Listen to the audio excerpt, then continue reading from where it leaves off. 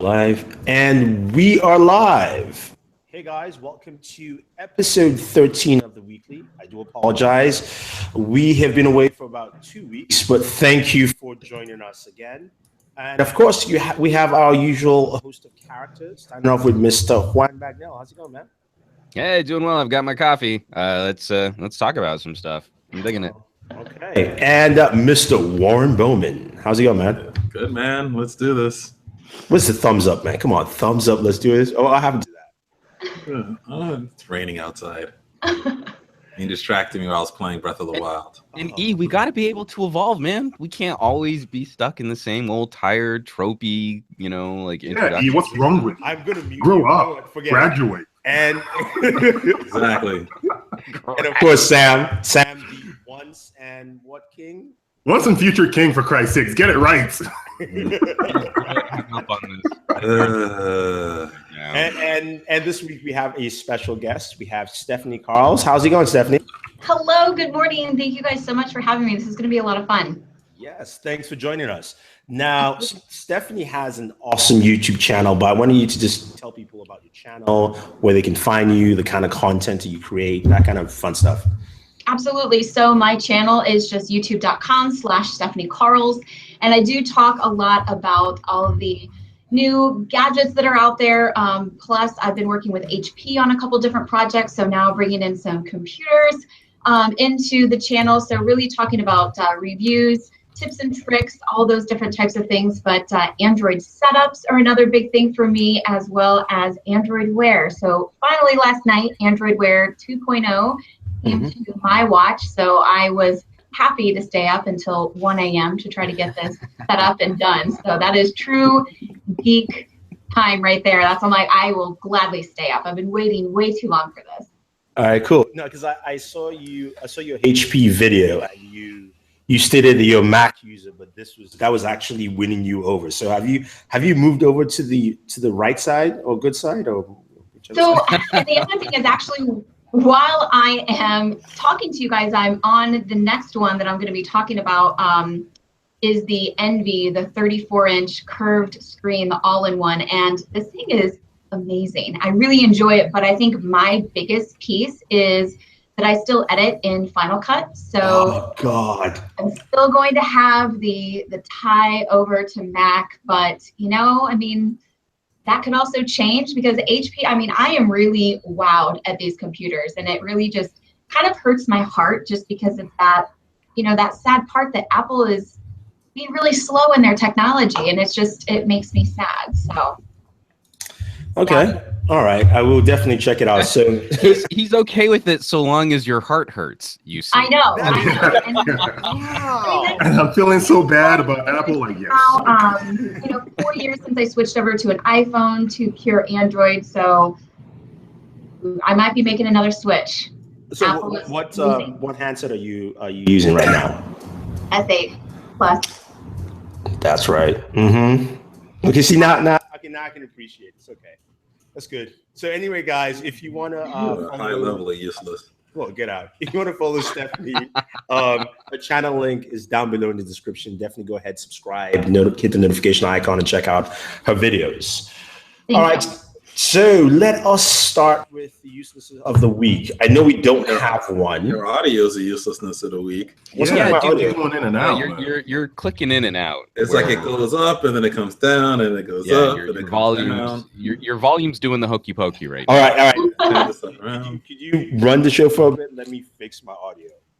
Sure. So we don't really have a uselessness of the week, but because the show's been off the air for a couple weeks, I personally, and I don't know if you guys would like to join me in this, would like to just put out another shout out towards our respective audiences staying politically involved in a time and a climate where we have some very real threats yet again to net neutrality. And it's becoming an exhausting topic to talk about, but it's one of those things where we have to keep fighting for every inch of regulation and protection in this industry. And we only need to lose once for all of those protections and those regulations to go away. So I am a proponent of having a fair and open internet, one that actually does support businesses, both large and small, And I feel like this is another opportunity for us to raise discussion and raise debate, because I know there are people that also disagree with me, and the only way that we can really have a grown-up discussion over this stuff where these decisions are not made by lobbyists for us is for the entire populace to continue putting pressure on their elected officials and to join in discourse in public arenas, so that we can actually hammer out the future of business and the future of telecommunications that we want. Even if I don't ultimately win in this battle for net neutrality, I want to not win because the populace decided, not because major corporations decided. So that would be my shout out at the top of the show while E fixes his audio. and I don't know. I mean, like if to open that up for anyone else here, that's I think also about that, but people out there are also very aware. I think it's becoming something in the mainstream right now. I think there was a conversation, I can't remember where, but I think I read something that John Oliver is going to actually try to address it again. I know he addressed it before, but he's going to try to address it again on his Sunday show. So it is something that everyone's trying to keep in, I guess, to make like in the mainstay of American conversation, because this is not just how we get our entertainment. This is more than just our entertainment. This is how we build a whole new industry in this country that can actually, elevate people who don't have that kind of money that the big broadcasters have, or they don't have the time to put into it like all these big broadcasters will. This is how the tiny individual can finally bring themselves up to a level where they can actually make a living off of the internet, and to basically shut down net neutrality and make the internet anything less than a utility becomes a problem, becomes problematic for everyone who bases their business on the internet. So. Cool. How's my audio? Oh, that's much better. Much better. All right, cool. So anyway, who else wants to follow Sam? Because I have no idea what you guys were talking about. Net neutrality. Again, net neutrality. But again, it's and to Sam and to your point there, I completely agree. I think it's more public in the sort of sphere of discussion outside of just us techies. But I also know that there's so much going on right now that I think it's really easy to reach outrage fatigue. No. And I think in that climate, we can get really hyped up about, posturing, or, Spicer said something dumb during a press conference and then let something which is actually kind of vitally important slip by us, which is why I know for me, it's become sort of a personal pet project to keep some of my discussion at least focused on that or targeted on that. So that, again, we've got to talk about the grown-up stuff, and net neutrality isn't the sexiest thing to talk about. But I feel it's one of the things that's going to ensure that we have a level playing field moving into the future.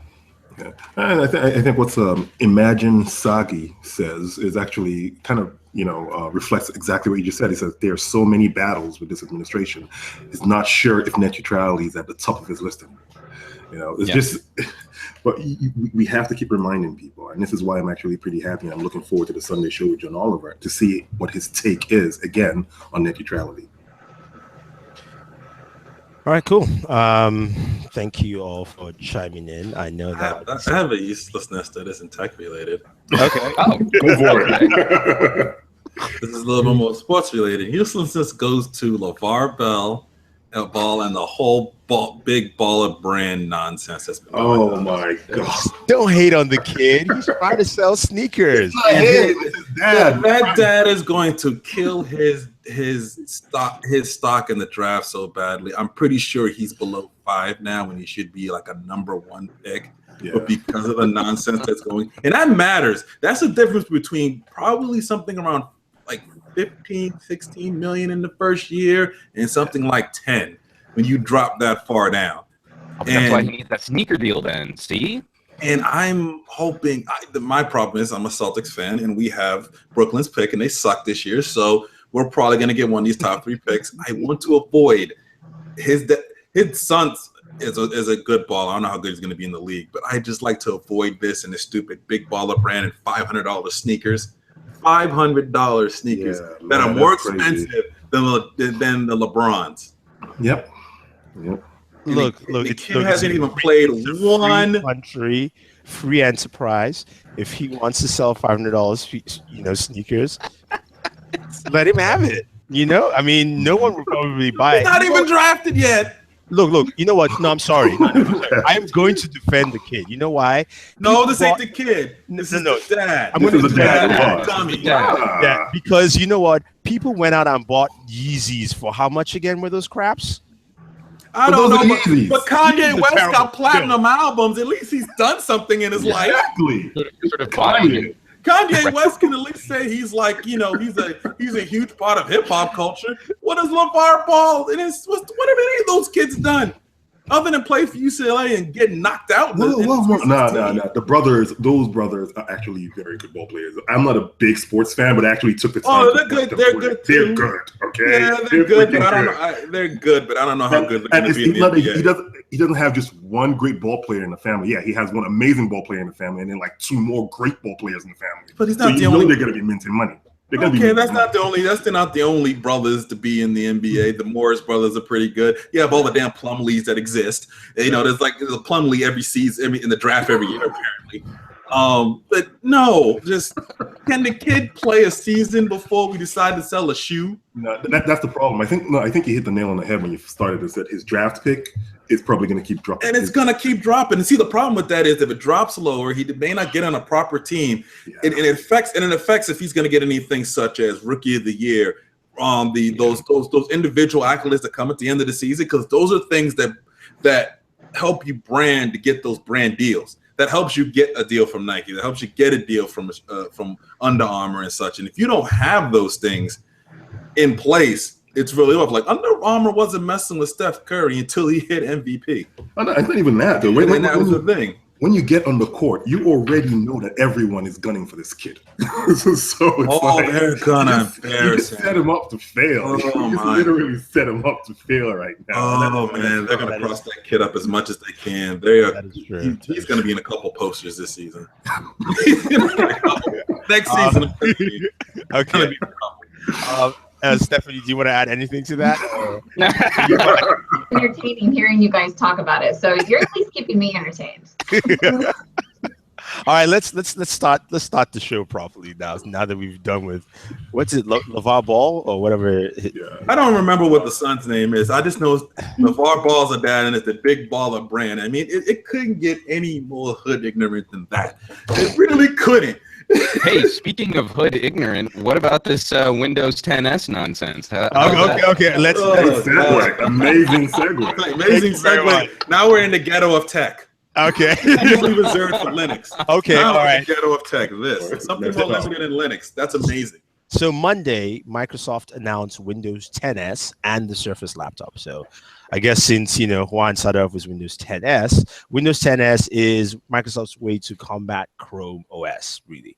They showcased a bunch of software tools that I appreciated for the schools and teachers and that, the whole background stuff. And Windows 10s has one very key feature that most people do not like. It doesn't run x86 software unless, caveat, it is downloaded through the Windows Store. So that is the caveat there. It is Windows, it's still x86 based. It can run x86 software, but you would have to download it through the Windows Store. That is what they're saying with Windows 10s. And also, it works on a very range of devices from about $189 to $999, which is the Surface laptop. Well, $999 and up. $999 up, yeah, thank you. Yes. So you know what, Stephanie, I will start with you. What did you think of Windows 10s? Now that you're playing with all Windows devices and things like that, what do you think about that announcement? I mean, I thought the announcement was great. I do like the ability that you can upgrade and just leave it as is 10 instead of just 10s. So I did at least see that piece. And I think coming from me, where I haven't been using Windows, let alone Windows 10 before this, probably month, I've been really impressed. And I think that they're making this big play into, especially education. And so I thought that what they were doing, while I think that it has some drawbacks of having to go through the Windows Store, I still think that it's a stride in the right direction for them, especially just to kind of keep themselves very relevant and up to date with what is happening. I mean, that's the way I kind of saw it, that I can see how it would be annoying to do it that way, but I still think that it's a good play on their part. Okay. Sam, how about you? Sam is muted. Sam is muted. So I disagree with whatever Sam is saying. Viscerally. Sam, no. Okay, Juan, since you're talking, could you take Okay, well then I disagree with what Stephanie said. Viscerally. Really? Wow. No, it's the same thing that we talked about before. Is there's so much market confusion around Microsoft's strategy here. Mm-hmm. So I don't disagree with them putting more emphasis on trying to get developers on board Windows Store and Windows apps. It's just, where are we going with their various product lines? And that's what's become so frustrating about being a Windows fan. I really like Windows 10. I really like this new creators update. I had to go and monkey with all of my privacy settings again, so that was a bummer. But where are they with mobility? Where are they with phones? Where are they with really trying to fight Chromebooks? And one of their first products in showcasing Windows 10s as a platform is a MacBook competitor. And I just feel like that's a confusing step to make in this conversation, where we're going to fight Chromebooks and the MacBook. You know, that really doesn't make sense to me. And I guess, you know, like where we were with Windows 8, Windows Phone 8, I think I had a much better time communicating what the advantages of a Microsoft product were. Right now, even though I'm a fan of this, I'm having a harder time really trying to sum up for someone who wouldn't be as into tech what would be the advantages of this platform. Okay, because especially as we're heading into a software era, like all of our hardware is stupid powerful right now. We're not really having the hardware battles like we were a while back. So now it's about what ecosystem do you want to be a part of? And I think Microsoft has been making a very confusing play of describing their products. So, quick question for you, Juan. Would you have liked it if Microsoft didn't show a Surface laptop and focused on, you know, all the their OEM laptops that they showcased? So some of them were priced at $189, $299, and maybe announced a Surface 5, you know, instead of a Surface 5 Pro, something smaller, something cheaper. Because I think to me, it sounds like that $999 price point really throws that educational piece away. That's totally what takes the limelight. I mean, how many videos do you see online of the new Microsoft Surface laptop as compared to how many videos do you see of their partners, right? Microsoft stole the limelight during this announcement because the Surface laptop was the sexier piece of hardware for people to make videos about and to join the discussion. And I'm shocked that they couldn't have figured that out while they were also trying to make another conversation about a Windows RT, lower power Windows, more focused Windows, app-based Windows. You know, it's confusing. So it's not that I would have preferred not having the Surface laptop or that they'd only focused on the software. It's just I want to see companies do better. I mean, you guys have been hearing me get cranky about this stuff for a while. I want to see companies do a better job of explaining their own products and not relying on us to have to do all the heavy lifting. I want LG and I want Samsung and I want Microsoft. I want them to actually communicate to their consumers, to reach out to their consumers and their customers and properly explain what's going on with their respective product lines. Okay. Warren, you know, while I hear you, say that, I'm actually kind of interested, and I think this is me coming from that, that Mac side and seeing even, kind of actually going back to the education piece is, I see in my son's school, actually both of my son's schools, and it's kind of odd for me coming from, here in Austin, where you would think that the majority of the computers in the schools would be Dell, because of course that's right outside Austin. Right. But they're all Macs.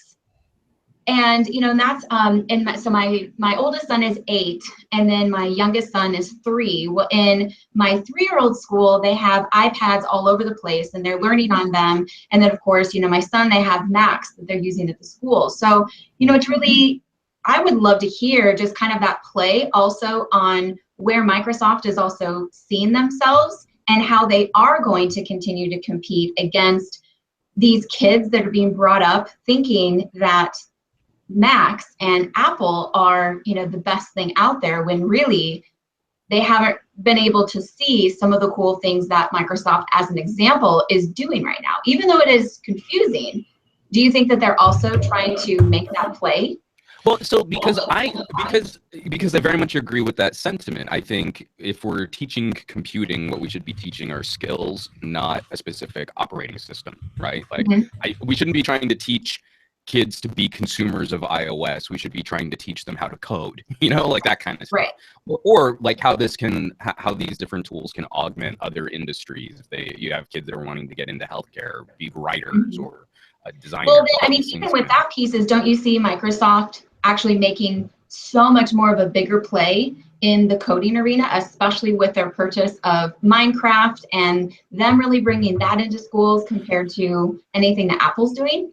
Yeah, but I think like for that point, Microsoft really trying to engage. What has been the practical outcome? Because I think your description at the very beginning of all of this was very telling in that it hasn't moved the needle significantly in the short term on getting Microsoft products into schools. And that to me is really like the determining factor. Is it's fine for Microsoft to take these shots and to make these experiments and to put out these different products, but when the conversation is this confusing, if you were on a school board, what Microsoft product would you recommend? If you'd spent money on Windows RT, that would have been a dead end. If you had bought Surfaces, that would have been more expensive than I'm sure some of the Macs that they're putting into schools. Sure. So where are we now? Again, what product would I recommend to an educator, not a techie, that Microsoft would front? And now we've got to say, well, maybe you should go Lenovo, maybe you should go Asus, maybe you should go Acer, maybe you should go Toshiba, maybe you should go Microsoft. Already I can watch, PTA members' eyes glaze over, and then you can walk right over and say, kids get iPads, high school kids get MacBooks. Done. Yeah.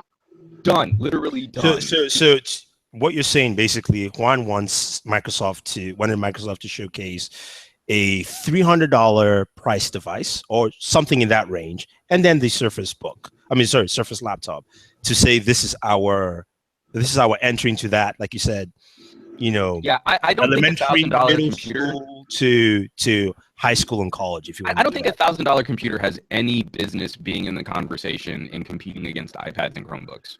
I don't think that's an appropriate discussion. No, I do agree, but I think my problem with Microsoft with that press conference is that they didn't spend time on their OEMs. They said, here is everything from everybody else. Oh, by the way, panels, come on. Please show them the good stuff. That was just pretty much it. So I think that was Stephanie, the problem. Ultimately, because I agree with you, this is also why I'm a little frustrated, because it makes the job of discussing this stuff more difficult when even I can't really quite get a good handle on what it is that Microsoft is trying to accomplish in this moment with this press conference. Sure, so absolutely. I can't get a really good grip on it. How should I expect consumers to respond to something like this? And that's where ultimately, because when I'm a fan of a company, I want to hold them to a higher standard. I don't want to forgive their missteps. I want them to do better. Right. That's where I get a little testy. Warren, anything you'd like to add? First of all, where do we even begin now? Where do we even begin with this? Pick something. Surface laptop. Since we haven't talked about that. We might as well shift over to the Surface. I have stuff about Windows 10s too.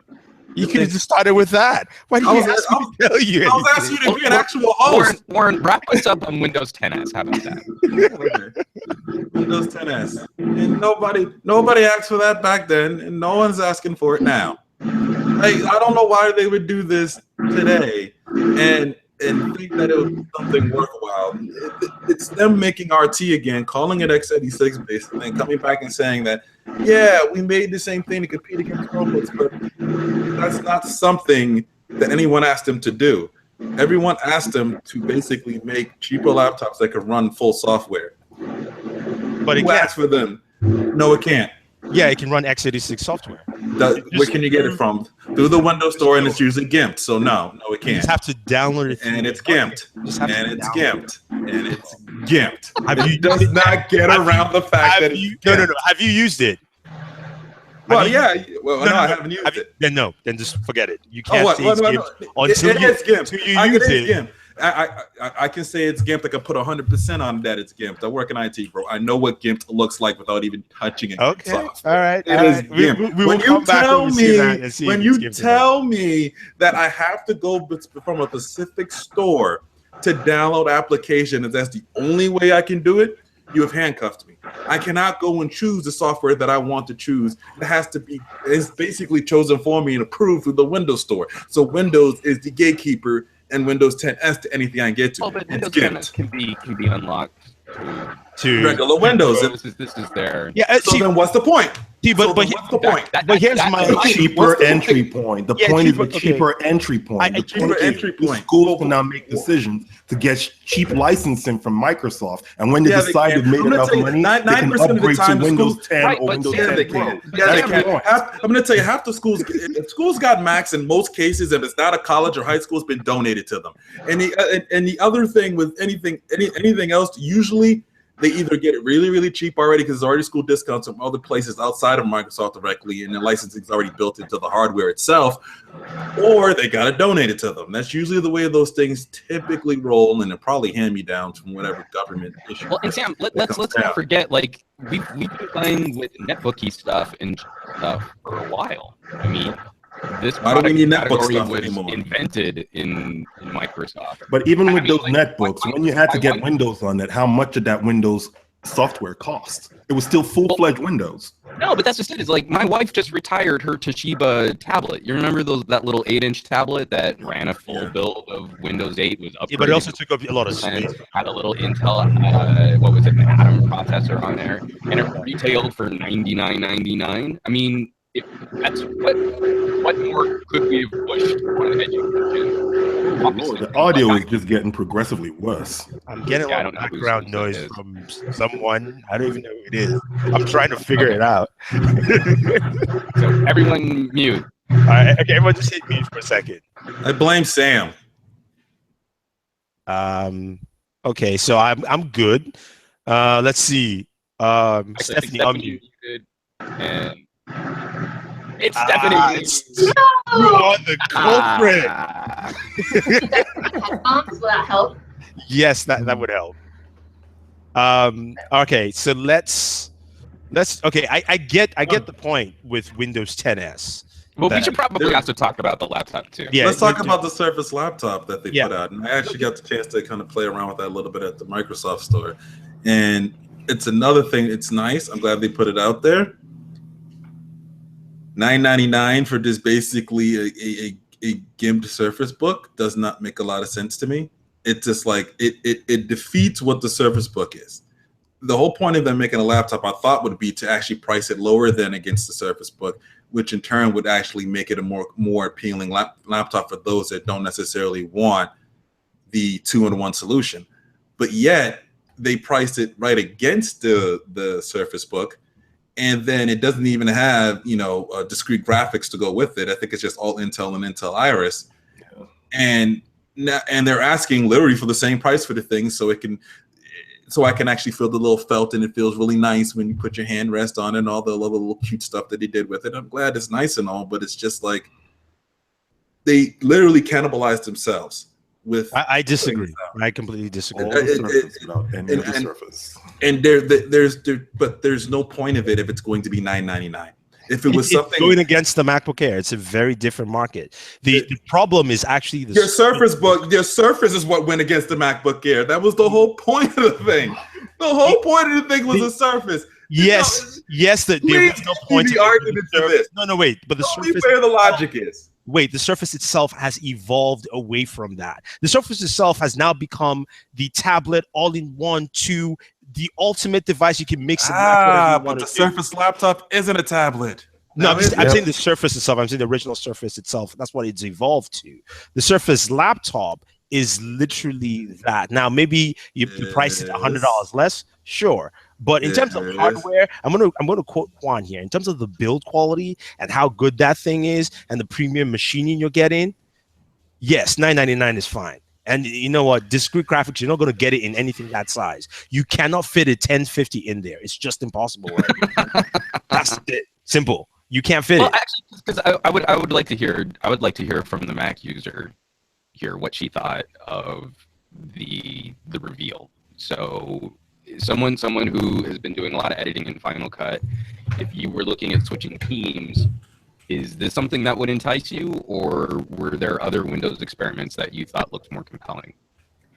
And I apologize because I think the noise is the people mowing the lawn right out there. So you don't ever have to apologize for audio on Hangouts because it is always a mess. Yeah, because Juan sounds like a robot now. So I mean, did I go robot? Yeah, like 15 minutes ago. 10 minutes in, you went robot. Tell me this stuff. You gotta put a disclaimer behind you. So Stephanie, go ahead. yeah, I mean, for me, I think because I have just the financial piece involved in still being a Mac user in terms of computing, obviously not on the phone part, but I don't think I'm personally ready to switch over. And I don't think that there is that much of a draw, at least for me, to actually make that switch, because it's that, that piece of, I have my time that's involved. I have my, financial piece that's been involved in that. Now, I do have to at least go back and say that even my husband mentioned this last night. He said, I see you on your new PCs 95% of the time compared to you using your Mac anymore. And I'm like, well, yeah, because now I feel like I'm only using my Mac to do editing. So that's where, as of right now, I'm not going to make a full-on move. Is it closer to me actually making that move and actually me thinking about it? Yes. And their moves, I think, the Surface laptop probably isn't the piece that's actually going to get me to make that move, but it's getting there. And it's getting to that point of, hey, you know what, there's better things out there. And unless Apple makes some different changes, then they're probably going to lose me in that piece as well. So. Yay! Sorry. Yeah. Cool. Yeah, but just that's interesting. I'm looking at the Surface right now. If I want to buy one, I'm looking at the configuration. I mean, for $999, it's pretty crap. Thank you. But you know who's gonna buy this? A whole bunch of people in the financial sector to get wait. $999 and I get an i5. All they're going to do is do email on it. I'm telling you who's going to buy this. I'm pretty sure at some point I'm going to have to buy this for one of the hedge funds I support, that they can all get this to do email. $9.99 to do email. Oh yeah, gigs. Yeah, and a max of 128 gigs on the hard drive. Because nobody read the specs, they just saw felt and metal, and they didn't look at anything else. I would have to disagree with Ian Wan on this. For $9.99, this thing is not up to par. Oh, I haven't even said anything about this yet. Actually, I have given you under the bus. He threw you under the bus.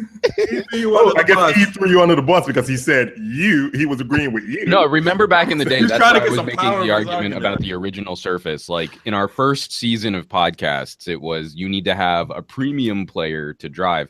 Yeah. My problem is now I think Microsoft is cashing in on the Surface name. And while I still agree with some of those points, like if you have something that is built to a nicer standard, like all cars should have 4 wheels and a steering wheel and at least 2 seats. Okay, great. So all cars should be priced the same. Well, no, that's not what I'm saying. This problem I have now is you look at the Surface Pro and you look at the Surface Book and you look at the Surface Laptop, and now I kind of feel like Microsoft has built up credibility with those first 2 products and is now using that to try and wedge Surface Laptop into the same discussion when I don't really feel it belongs. I think I would be less angsty about this if we just saw a little bit more progress from Microsoft. You know how cranky I ultimately did not buy the Surface Book, and I went for a gaming laptop instead because I wanted Thunderbolt. Well, where is that on $1,000 new product from Microsoft? It's not ready. we have like a weird display port thing again. I don't know anyone who really uses Everything's display going port. through USB-C. Deal with it. Thunderbolt doesn't exist. It's all USB-C. PC now, yeah. It's just accept it. No, but Accept you it. get, you know what I mean, guys. It's I know like, what you mean though, but that's where it's going. And regardless, I don't care about having a regular USB port and a display port on a future laptop. If it is going USB-C, fine, give me the USB-C port. But still, what do we have on this $1,000 brand new cutting edge premium build laptop from Microsoft? We have one USB port.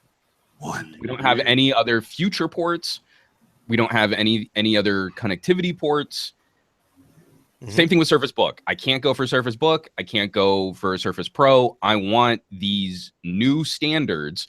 And this is actually where I have to praise Apple. Like, if I were to go with the MacBook Pro, I'd get 4 Thunderbolt ports, and I'd be really happy about that.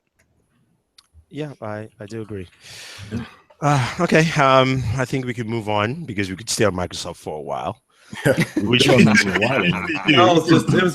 was. Did anybody see any other laptops that were there since Microsoft decided? Yeah, no, they had other laptops. Decided to just pop a squat and everybody shine. Yeah. they had other laptops. I bet you didn't tell anybody. I bet you didn't tell anybody else. They all looked. They all look decent for what the price range is, but Microsoft, nobody focused on that. They had one section where you could do the B-roll without touching them, and I was like, okay. I'm just gonna move on to that section, and that's it. It was like this. That's so sad. I can totally see you doing this. Like, oh, okay. Excuse me, guys. I have to be just right over here. Exactly. It was pretty much like that. All right, let's move on to some other announcements and not announcements, but news. I said announcements. Sorry. OnePlus 5 is coming out this summer. It's not OnePlus 4. They skipped because they want to be like Samsung, and hopefully this one does not explode. The OnePlus 5 specs have been listed, and it's coming out this summer, and it's going to be priced about $449. We're looking at a 5.5 QHD display, 2560 by 1440. It's running a Snapdragon 835 processor. 8 gigs. Oh, wait, sorry, that's 6. 6 or 8 gigs. I know, I could be wrong there. Storage is either 64 gigabytes or 128, 12 megapixel, 12 rear dual pixel camera, 8 megapixel front camera. It's got a fingerprint sensor, Oxygen OS, Android 7.0, yada, yada, yada. What do you guys think? Do you think OnePlus again will have a stellar year like they did last year, especially with the OnePlus 3T? Or do you think this is just going to follow the new trend of if you're not Samsung this year, you might as well just go home? No, they did. They made a Samsung. And at 450, at a 450 835 quad-core processor, the Snapdragon 835, this might actually attract a lot of people. Yeah, and also we can't. Wait, mid-rangers by the same sales numbers. As, even in LG. What carrier are they going to be on? Doesn't say. There's not. Maybe another online. Well, then there goes any shot of them in that. No, I mean, like what counts as success for OnePlus is similar to like what counts for success for a Kevin Smith film. You know, like yes, true. Whether or not their core audience actually jumps on board and they can demonstrate that there's still sales growth is still happening. Oh no, definitely. I mean, I think this will sell definitely to their audience, and it might catch on a few more people. They got to get exposure a little bit higher, because I think if they can get into the space of a carrier, or maybe even a prepaid brand that's really strong, and be kind of the lead phone for that, I think that will help them a lot. They just need to be with T-Mobile and do one on carrier thing. Yeah, but they probably need the financial backing to make a ton of phones, because this sounds to me like a company that doesn't have the money to make like 100,000 units and then send it out. They do not have the leverage. I mean, look at what happened where they were still months on back orders with the OnePlus 3 after the OnePlus 3T came out, and then they were still having issues fulfilling that. So they're a boutique brand. They always have been.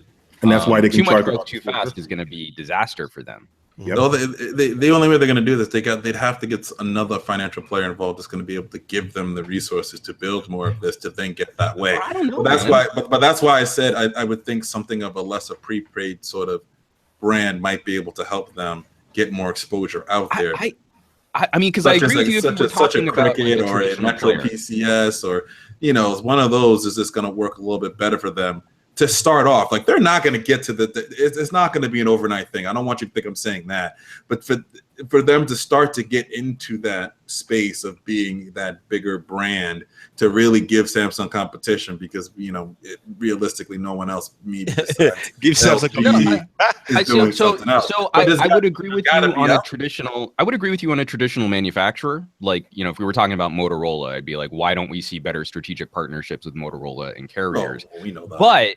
But this is also one of those interesting experiments that I think we're seeing from the Chinese manufacturers, where we know that OnePlus is sort of a derivative of Oppo, but Oppo's kind of given up on a flagship market. They're making 20 different selfie phones this year. That's their big play. But OnePlus is actually trying to drive that tech geek fandom, like, can you really build a brand on enthusiasts? And then we also look at like Honor as the side project by Huawei.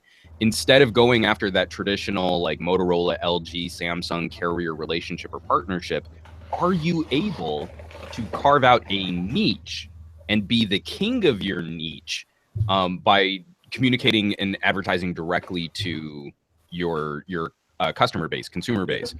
So whereas ZTE is making a huge play, like the new Max is going to be on Boost. Is that the carrier they're going to? They've had a bunch of different like smaller MVNO relationships. Instead of trying to play that game and being another phone that people aren't going to notice when they walk into a Boost mobile store, I see where OnePlus is experiment. Oh, you know what I mean? Like, what we used to have like with Radio Shack. Walmart. Like I can go down the street and find 3 different cell phone stores and have a bunch of different models. Or like if you walk into a Target, and you see all of their weird collection of unlocked phones behind the main display of a Galaxy S8 and an iPhone. This is what I'm curious is like, it's totally an experiment. But I think OnePlus's experiment probably has the most merit out of all of these players trying to do that or trying to play that game. Stephanie, any thoughts? Have you used a OnePlus device?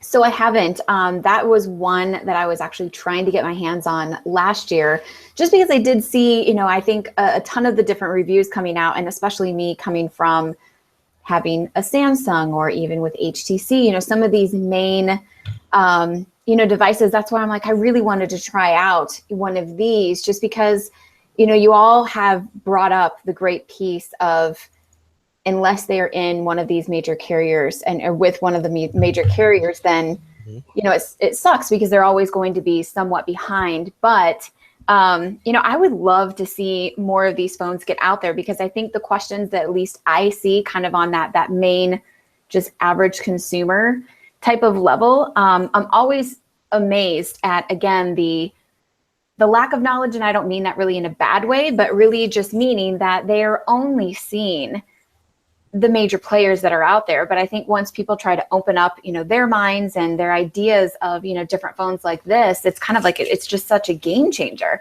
because then people don't feel so limited. So that's why I would love to see something like this come out to those major players. But I know that, again, with the financial backing piece, that's a huge part of it. Because I know just from startup land and, different products that are trying to get out there, you have to be able to actually make those products before you can even get them in the store. Well, that's going to take some serious financial backing in order for that to happen. So, and I think you have the other players in the game, such as Huawei, with the two-headed monster, is going to eat up a lot of that space. And then they, one, have the financials to do it, and two, can probably leverage the carrier backing to push themselves a little bit higher. Right. And I don't know how many phones can fit into that space. So, and OnePlus has really been tackling this for a while. This has kind of been their stitch, and it's kind of it's kind of interesting or disheartening for maybe OnePlus user to see, wow, we essentially kind of doing the same thing and coming around the corner with more money to be able to basically maybe steal that thunder away. Well, also, Right. Huawei does have its own manufacturing, so that Well, that's what I'm saying. Is a lot into that. But a company which you mentioned, Stephanie, that we don't know what will happen to them, but are going to be announcing a phone pretty soon, HTC. Renders and information have come out for the HTC U11. That might be the name of the phone. We don't know. What is sad to see is that they will not be a headphone jack. They will have a headphone to USB-C adapter. It's going to be powered by the 835 processor, 4 or 6 gigs of RAM, 3,000 milliamp battery, 12 megapixel camera, and the 16 megapixel selfie in the front. Oh no, we don't even call it a front-facing camera anymore. We call it a selfie now. Look, I'm just reading. That's been changed. That's been changed. Damn. Welcome to 2015. Yeah, no. It's been changed. No, I mean, like when you list the specs, normally the company still calls it a front-facing camera. This right? just. Oh no, they call it selfie. Yeah. They call it selfie. No, if it goes past 8 megapixels, it's a selfie. If it's under 8, it's a front-facing camera. Yeah. Gotta understand Don't that. believe that distinction is true at all. Look, it is. Well, Samsung still calls it a front-facing camera, from what I remember. They're the ones that do, but everyone else has changed to that selfie branding. Okay, so what does anyone think about this device? I've heard rumors that it has touch sensitivity on the sides and there are no buttons. And If it's anything Why does it look like the Galaxy S7 from behind? I'm just saying. yeah, didn't we say that before, or did I say that? No, but the honest to God with you, like if they come up with that, if it comes out like that render and that little demo that they did with the software that they had on, and if they come up with whatever that is, it's instantly better for them. Might not sell a lot now, but it'll help them in the future. Just like what LG put out, might not sell a lot now, but it's going to help them a whole lot for future phones coming down the road. If they just do that, it will help them out greatly. If it's some other wackiness or something crazy or something that's just off the cuff again, I don't have a lot of high hopes for them. It'll be interesting to see if carriers will carry them this time, because man, they had a struggle with that last year. Yeah.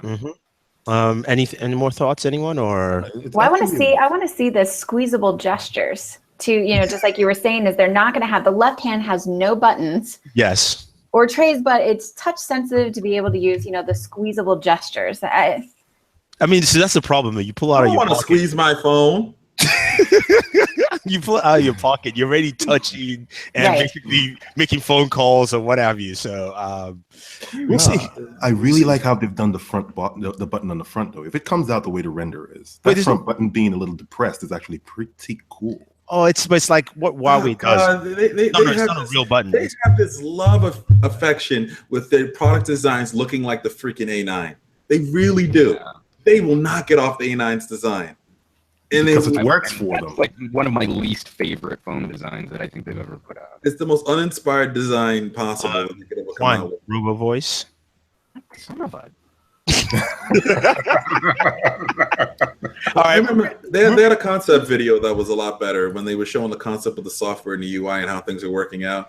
That's the part I'm more interested in. Remember concept video? It's that guy. It's the guy who's the artist, the 5th artist down the line. They gave him to do. He did his best job, and he wanted to get a promotion or at least just a bonus. So that's probably why it looked that good. But we have some people such as Ryan Martin in the chat that says HTC stands for Help This Company. At this point, I think I might be starting to give up on HTC. I kind of hope they just get bought out by Google at this point.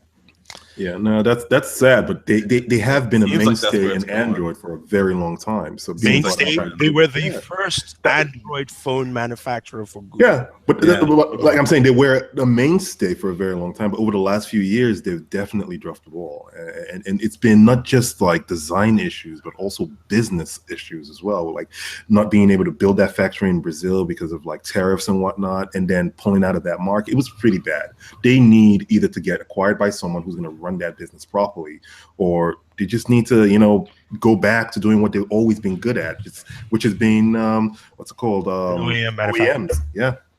Yeah. Well, and it's or being an ODM too. It's a question of vision, and I really enjoyed what I thought the potential vision from HTC was when we got the HTC 10.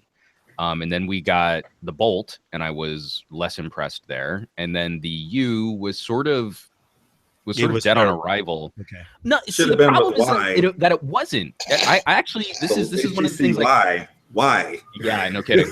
But this is also one of the same frustrations that I had with Samsung. Only I figured I had more confidence that Samsung was going to deliver Bixby in a timely fashion.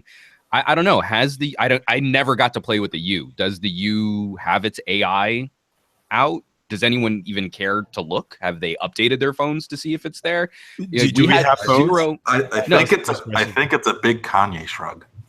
No, that's just it. We had zero confidence that they were really going to execute on what was a primary discussion, a talking point for that phone.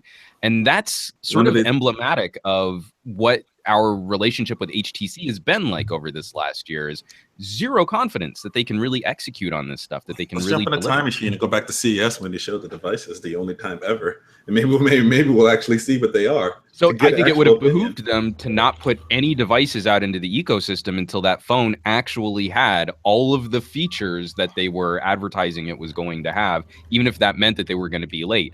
They won no battles, like we predicted. They won no battles by putting out an incomplete product. Definitely. All right, moving on to a company who puts out stellar products and has its own factories. The Honor 9 looks to be leaked with some renders, and they also have removed the headphone jack. What is wrong with these people? Okay, they go with that kind of terrible courage. The stock photo showing the screen is hilarious. Yeah, I know the guy. So the Honor 9 looks to be powered by the Kirin 950, which I don't think so, because the 960 is out, and that was in the last device, the Mate. 3,000 milliamp battery. It kind of looks like but they might have the 950 because the Honor 6X did have the 950 too. But the 6X is a much lower device than the Honor 8. The 8 is kind of their top of the line for the Honor line. I mean, we'll see if it's as good as I really like the Honor 8. Hopefully it just kind of improves or continues that what they did with that device. But the lack of this to be like a slightly hardware modified P10. Could be, yeah, but that headphone jack just made me sad, man. Like I'm just crying. Crazy. I'm not even sad anymore. Now I'm frustrated. Yeah, it's turning into the norm. It is turning into the norm. It's got to focus on Bluetooth, then. That's where things are going. Yeah, but someone has to address the drop off in Bluetooth. No, but it's not even that. It's because nobody has Bluetooth 5.0.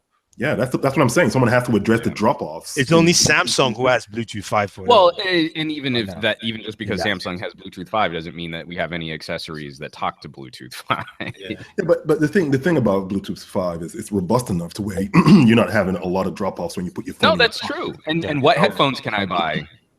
Oh, yeah, a bunch. I'll send you a list. Don't worry. No, but I mean, like, again. No, I'm saying even for your current generation. Yeah, even the current generation, it does. Right? Bluetooth 5 actually addresses range for Bluetooth 4. Exactly. Yeah. It's robust enough. Maybe about an extra 20% distance range. Yeah. All right, that's better. Yeah. So you'd be a benefit. Although I still I have my LG Tone Pros, which aptX HD. Those are really robust, huge battery, really good radios in those headphones. And if I crouch while my S8 is in my back pocket, I still cut out. So this Bluetooth 5 improving Bluetooth 4 connectivity, I think. The only time I've noticed cutout is whenever I'm in the city in certain spots. Yeah, oh man, you walk out of your apartment and it's like. Well, not my apartments in my areas. It's wherever I know there's probably a lot of wireless frequencies going on in the Pacific area, specifically in Post Office Square, Sam. Specifically there, near there, it just cuts out constantly. But if I go 2 blocks down outside of it, no. It's completely fine. Well, so I think a lot of wireless interference has to do with. I even notice it if I'm on the T, it'll happen at certain times, at certain places. it'll start to do a lot of that. But it seems to be, because I thought it was the pocket too. I thought I had to hold it a certain way. I have a feeling it has a lot to do with whatever wireless interference is going on in those areas. But I think it's also being like I have literally put a phone in my pocket while I was listening to audio. I basically selected my audio, everything was playing well, put it in my pocket, and it cuts out. That just Bluetooth right now. Let me give you guys a remedy. Now, if you just take a look behind me, you will find a lot of headphones with wires. If you connect it to that 3.5mm jack, you get supreme audio. That's what we're saying. And that wire is real That's why we're complaining about Bluetooth. I love the wire. And I love the wire while I'm on the Feels train. real nice. In a packed train during rush hour, the wire is a great thing to have. Yeah, it's fine. I mean, I do it in New York. I think we need to say is that one of us has a white headphone cable plugged into their ear.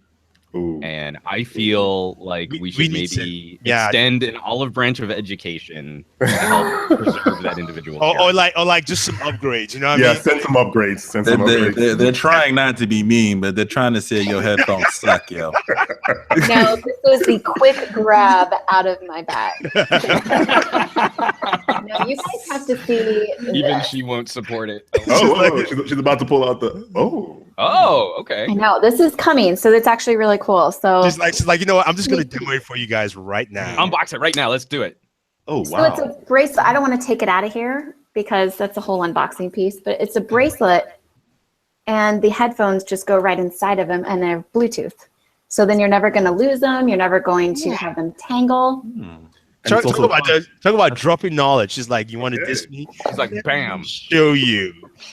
There. No, Stephanie, who was the manufacturer on that? So I can look out. That one it's called Ashley Chloe. Okay. And it's the Helix Cuff. All right, cool. Check that out. Yeah, no, they're awesome. They actually won some awards. These were from not last year's, well, technically this year's CES, but the year before they won a ton of awards for those. And then they are bringing out, I can't remember the name, but they have some really cool ways, again, of just bringing out some good Bluetooth travel, easy, just headphone pieces. So they have the Bud Bluetooth pieces now. And but this one, it's awesome. I've tried it before, but then this is my first like unboxing experience of it. So they're awesome. All right, cool. All right, well, sorry about trying to throw shade. So see, that was just terrible. Right out. Terrible. Why would you even do that, man? I'm not sorry.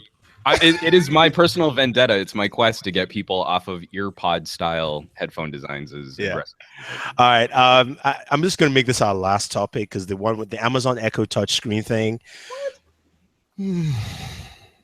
What? I don't know. But anyway, let's talk quickly about Qualcomm is trying to put a shipment stop on iPhones because Apple says they do not want to pay for the royalties. And Qualcomm's like, well, you owe us money. And Qualcomm now is telling the judge to basically stop shipments of iPhones, particularly to the iPhone, whatever is coming out this year. 8, 10, X. Yeah. That one.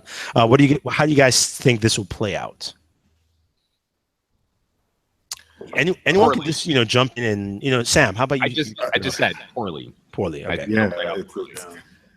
I am hoping they resolve this before things actually start shipping out, because this would be bad for Apple. Well, they were saying that it's still not all, like all of their shipments would not be, and they were actually saying that I don't think that this is going to affect the iPhone 8 shipments. It would be because this still has to play out in the courtroom that it would then affect more of the shipments of the next one. So they said they're probably okay with the 8, but then it's, what's one of the pieces, I get that they're two big companies, but when you go against Apple, it's.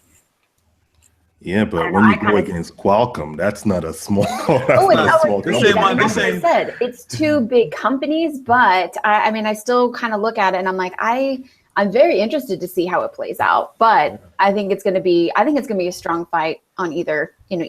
It will be. I actually want this to go to court, and I want Apple to lose, not because I think Qualcomm is even right, but because after that Samsung win, which they still lost. No, not even that. It's Apple has a very bad reputation of breaking up with its chip manufacturers and screwing a lot of small companies. They do. Yeah, and they do. I'm happy at least Qualcomm is like, look, whether you agree or not with what we're charging you for our royalties, you still have to pay. So we're going to go to court because Apple screwed IBM with the PowerPC. Big time, did they? I mean, IBM and on the side screwed Motorola over because they were the ones developing those chips. Exactly. So there was two companies where IBM basically had to sell to Lenovo at the end of the day. Not that was the only thing that contributed, but if that deal had gone through, I think IBM might have still stayed the way it is. Yeah. Oh my God! Even Motorola sold to Lenovo, so maybe Lenovo was behind all of this. Yeah, that is so Kind of hard to say when they weren't actually a company. It was one guy. One guy Jensen had a plan. And he stayed up all night and he wrote it out. But I absolutely agree that I'd hope they go to this case. And I think the benefits from this are, one, that it's a U.S. company going up against another U.S. company, so there's no bias that's going to happen with this. Yeah. There's no some random 110-page PowerPoint that they got the worst translator possible to translate it as bad as they possibly could. And it's the funny part is they still didn't get all the money that they sued for, which is the part that I love. I'd love for them to win this. I'd love for Qualcomm to win this, to just put Apple in their place and stop screwing over the companies that they do. And they have a history of doing this. And at least Microsoft publicly does it and then gives you the money.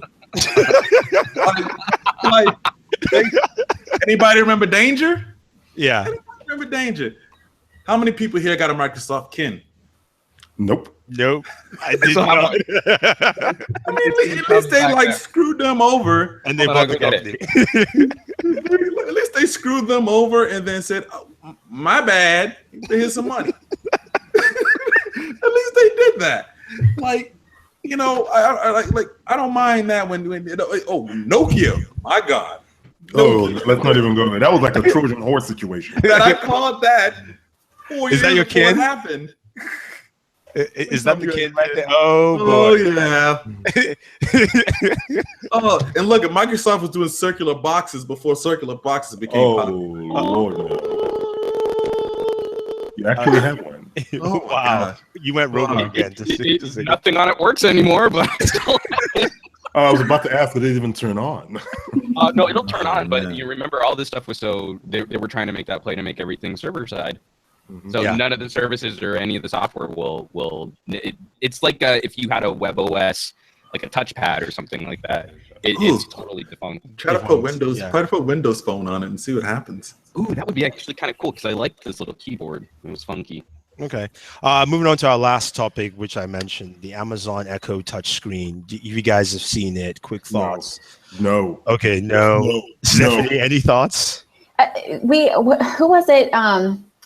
Was it Verizon or somebody? They had something out like this. Obviously, Sony was years ago. Well, I was gonna say years ago. That's why I didn't know who actually manufactured it. But I mean, obviously, it wasn't connected to Alexa because that didn't exist yet. But I go back and forth. It's kind of like, well, you can have your iPad sitting out and get the exact same thing. Mm-hmm. Yeah. I have a hands-on with this thing from CES 2010. I have a review of the Sony Dash. Oh yeah, you did, Brian. I remember you said that. You did. I don't know why you did it. You sent it to me, man. You sent it to. I did a review. Anyway, I actually told them no. They told them no. Well, Stephanie, are you using any kind of because we haven't made the jump. I don't have a Google Home or an Alexa or anything like that. I waited on Alexa just because I knew of Google bringing theirs out, and I really said, all right, if I'm going to make a play, I'm going to go for Google, and I did. And we use our Google Home and we like it. However, it's still that Amazon still has that extra play, meaning they were out there, they're having a lot more things connect with their system in comparison to Google Home right now. But I go back and forth because I think that there are some people who would really enjoy something like this.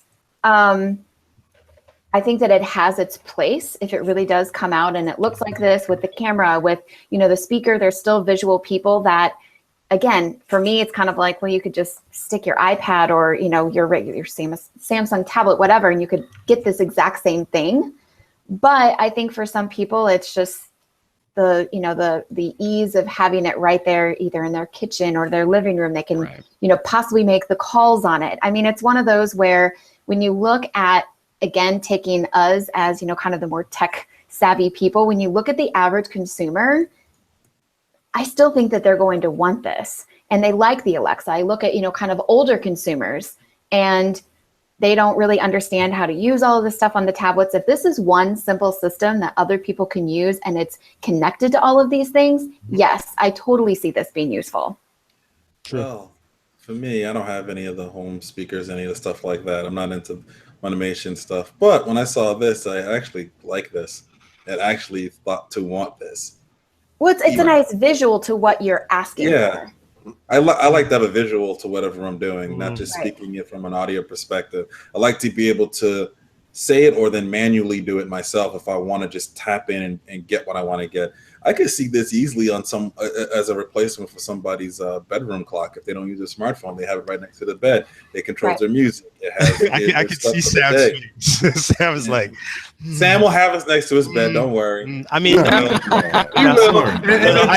then tout it as the greatest thing ever. I do hear you guys. So Sam and I use you're on Google Home. I'm on Google Home now. Yes. I use Google Home, and I use it in conjunction with Samsung Hub, which Samsung Hub is the best thing on the planet because it will connect to any kind of home automated system you have. Doesn't matter if it's Zigbee or Z-Wave, and then you can, and because Samsung Home works with Google Home, you can now control everything in your house with that. So I have my door lock, I have my lights, all the different systems I have in the house. Sonos actually, Sonos also works with it with very, very low level connectivity right now. So the whole touchscreen in Amazon, I hear you. I hear what you're saying, Stephanie, because there's a certain group of people who that would be fascinating to have in the kitchen. The friends come by, they say something, and then it could probably play the video right there. Or I would still want it, but that's my whole point of, I'm like, well, if I really step back and thought about it, well, I can literally put my tablet up and do this exact same thing. However, obviously I'm still going to want one just to try it out. And again, it's that visual piece. It's this, hey, cool, watch this, watch what's going to happen. So my question here is, go ahead. I would like for them to make the screen a little bit bigger than when it's on there now. Yeah, you just get a TV, man. But here's the thing. This will probably be priced cheaper than what a tablet is and already be set to go, and I don't have to configure a damn thing or deal with crappy Android tablets or try to make iOS fit a certain way because Apple says I have to use it this way, and if I try to use it differently, you're doing it wrong. I don't want to do either one of those things. I mean, yeah, true. On that point, it definitely is true. So, and it's also about being cheaper, making this more of an appliance. Right? It is. It's kind of what it is. It's an appliance that. And I looked at it. I said, "Oh, that's like a bedroom clock. That's a clock that sits on desk that tells you one of those advanced weather clocks that you see, that gives you more of the weather and information. That's what this kind of is. $150 weather clock. Yeah, great. Yeah, that's the thing. It's not cheaper than any of the the tablets that Amazon. It'll probably be better than this. Will probably operate better than those. Well, that's what I mean. It's a software thing. Yeah, but that's to Warren's point. Is it's not going to be expected to do all of the things that a tablet does. Right. It's going to be an appliance that sits there for that kind of immediate personal communication, query, search, display information. And I think it's not for me. This is not a me. But I think there's some merit in simplifying for a number of consumers out there. This does a core number of things very well. So a more fleshed out device, I shouldn't say fleshed out, a more versatile device actually doesn't help the consumer if it's more difficult to use. It's that quote, you should make something as simple to use as you possibly can, but no simpler, because then it becomes more difficult. I think this is a step towards diversifying so that every gadget doesn't need to be everything to everyone. Instead, this is a product with focus. I mean, even look at if you look at what are Samsung and LG are doing in the home market. Look at the fridges they're making. They're making smart fridges that do these exact same things. This is Amazon's play on doing it, and they're probably going to do it better because now this is something that that's individually focused on just that one thing. It's not trying to be a fridge and try to be a smart device for you that'll run your home. This just does one specific thing, and it's going to do that specific thing well. And the barrier to entry isn't buying a whole new fridge. Right, and you could put it in various spots in your home because of that low entry. Yeah, exactly. Very true. We'll have to wait and see if Amazon releases it or they get afraid and go, their design looks terrible because it still looks. No, they'll put this out because when is a design ever that good? Yeah. Anyway, they'll put this out. This says Jeff Bezos all over it, so it's coming out. Yeah. This is Jeff Bezos design. All right. A little bit better than what an engineer is. Just a little bit. We've come to the end of the show. Stephanie, thank you for joining us again. Thank you. We appreciate it. And we are at the part of the show where we talk about what we have on our channels right now and what we can expect next week. I'm going to start off with you, Mr. Juan Bagnell. What do you have and what can we expect? Okay, so I'm going to try and run through this really quickly. We have a ton of stuff going on all over the place. So Pocket now, we're sort of finally winding down our Galaxy S8 coverage. We've got some comparisons out there, and I think we do now have the proper big and little phone reviews out, so you can catch separate reviews for each Galaxy S8.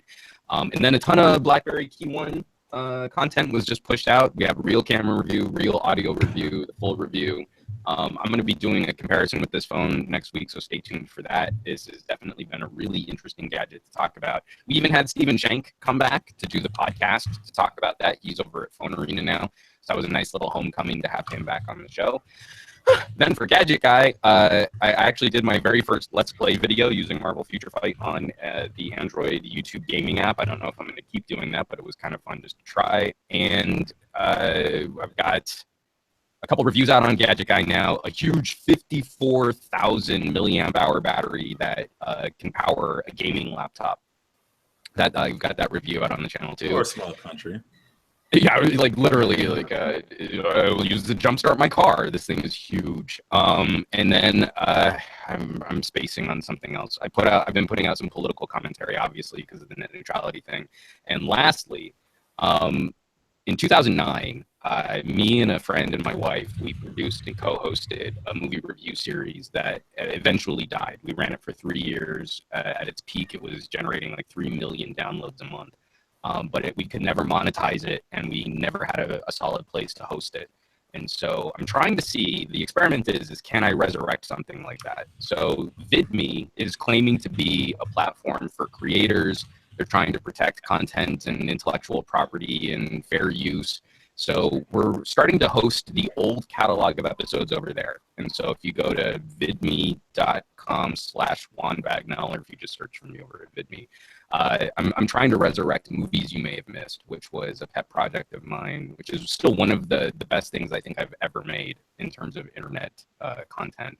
And it's old, so it looks really cheesy, but we're putting the old episodes up there, and then we're going to see if there's a platform there that we can maybe potentially try and bring it back. Like, can you bring back a web series from 8 years ago, and can you make it relevant today? It's kind of the personal but fun experiment that we're trying to do. Okay, cool. Stephanie, would you like to go ahead? Yeah, so I'm actually finally getting into S8 and S8 Plus content. I had some other projects that I had to finish up first. So, I on Zach Anderson's channel, there is my quick setup, and then going into obviously tips and tricks and all of those different types of things. There's another HP video coming up, hopefully next week, as soon as that one is also approved. So lots of stuff going out. The Helix cuff that you guys saw. So there should be some good content, but heavily focused on S8. All right, cool. Warren? Yes. First of all, if you forgot that I usually do the final word, and he just completely negated that. Yeah, because the last two times, your final word, you were stuck. No, I gave great final words, and you just didn't like them. That's the whole problem. I'm sorry, I'm the star of the show. I don't know what to tell you. But like, final word. Which is funny that Merriam-Webster's word of the day is demean. Oh, very, very interesting, I think. I feel that's a nice little bit of linguistic synergy. Please carry on. But I do have stuff coming. I have some S8 stuff coming. I'm gonna have an actual critical review of the S8 because I actually use the device, unlike most of the early reviews who actually don't actually use the device. I'm just going to go ahead and say it. They don't actually do it. It is, well, you know, if you watch all of them, if you watch all of them, they could probably share all the same stock footage. And well, you guys, I'm gonna put that out there because last week we had Evan Rogers on the show. He's over at Engadget now. He was on The Verge for a while. Yeah. And he has a video. I'm gonna plug it again. He has a video, the master cut of Galaxy S8 reviews. Oh yeah, where it doesn't matter who's reviewing the phone. It's like the same review, same cinematography, same talking points. And so I would highly recommend people go and check his I would YouTube be channel. surprised if that did not apply to almost every single phone, device, whatever review out there. Well, I think it was just majority. the Galaxy S8 was the phone that was out when he was cutting this thing, and he was noticing this trend where it wasn't just that there were some similarities. It's like it's almost exactly the same structure, same discussion, same talking points. So we need to get into whatever that Google Docs sheet that they're all sharing. Because clearly there's something going on that we're apparently not into. Yeah. But yeah, I'll have some S8. I actually got the Plus, but I have the regular S8 as well too in the house. So I'm going to try and do proper sort of coverage on both of those. And that's pretty much all that I have. For my final word, I feel like we should pass it on to our special guest. Wow. That's very magnanimous of you. That's interesting. Okay, look. Sam, any content? No content. I think we Oh yeah, did no, the sorry, I footage. was supposed to put it up. I didn't. Yeah, we did the footage for the 360 video, so that's obviously going to come up later on. And we were going to do something with the Mate 9, but I don't think we're going to do anything with that anymore because that was Mate 9 with Alexa. Yeah, the Alexa implementation there is really barely existent. Yeah, it's not even integration. It's just an app that lives on your phone. Yeah, so there's really no point in reviewing an app. But that's about it from me. Yeah. All right, cool. On my end, actually not my ends particularly. Daniel put up the SteelSeries QC Prism RGB gaming mousepad. It's a funny review because he really likes it, and then in the end he goes, "You really don't need it anyway." So, It just sounds like Daniel. Like, thank you for wasting my time. Yeah, you know, and then Adam put up every video from his should start off completely. Oh, look, who do we have here? Can you say hi? Hello. Hey, how's it going? Can you say hi? Hi. How you doing? Good. I can see he's wearing his what, Longhorns, right? Longhorns, yeah. Absolutely. Can you give him hook'em? No. Nice. That's pretty cool. Spiritual cousin to the New Mexicans with everyone's a Lobo. Woof, woof, woof. Yeah. That's pretty cool. Adam put up a review of the Dreamwave Survivor, which is a Bluetooth speaker that can jumpstart your car. So, it's got the cables to jumpstart your car, and it's got enough juice. We need pictures of this. Which is amazing.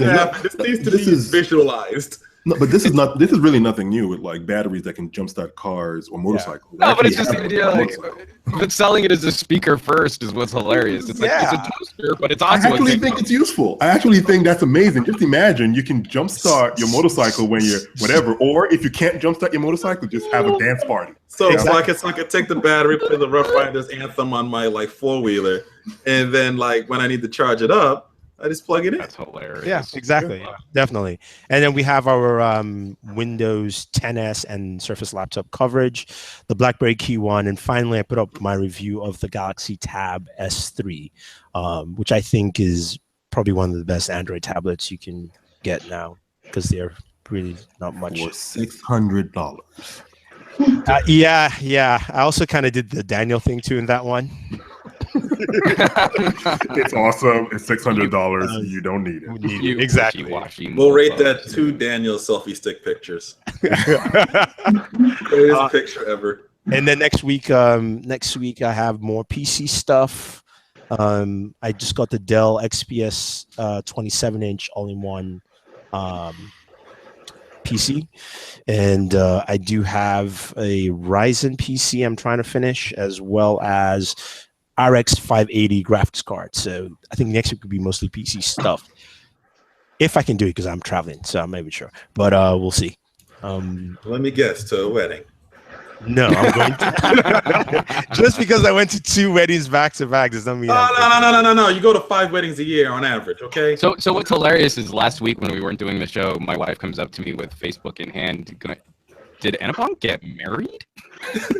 Because when you do see him post pictures about the wedding, it looks as though that it's his wedding. His wedding, yes. So we're starting a rumor. He got married last week. Yup. I mean, people just like to take photos with me at weddings. That's just it. Mm-hmm. I didn't get married last week, guys. That's false. Just don't listen to that. Anyway, again, Stephanie, thank you for joining us. Thanks, guys. Yes, it was great having you. We'd love to have you back again. Thank you. Yeah, and if you want to check out Stephanie, it is Stephanie Carls, I believe, on YouTube. The link is down below in the description. Definitely go ahead and subscribe to her channel. And Thank you. And I believe it's Stephanie Carls on Twitter as well, right? It's Steph Elise Carls. Okay. They didn't have it available, so got to take it. All right. Figure something out. All right. But yeah, definitely subscribe to her channel, and we have the links for you down below. And you can check out Mr. Warren Bowman at bw1.com. He is bw1.com on YouTube, and also follow him on Twitter with the same handle. And Mr. Juan Bagnell, he is part of the Pocket Now team. You can follow him on Twitter. It is Some Gadget Guy, and his YouTube channel, personal YouTube channel, is Some Gadget Guy as well. And the one you may have missed over on VidMe. And VidMe, yes, VidMe too. And the once future king, Black Iron _man, aka Sam. Dear God, that is his Twitter handle. King of what? _man. King of what? The world, the digital world. On Twitter, he's part of the Booredatwork network, and myself, it's just Booredatwork on YouTube and Twitter. Follow us there. Subscribe to all the channels, and want to say thank you very much, and always enjoy your entertainment. Bam.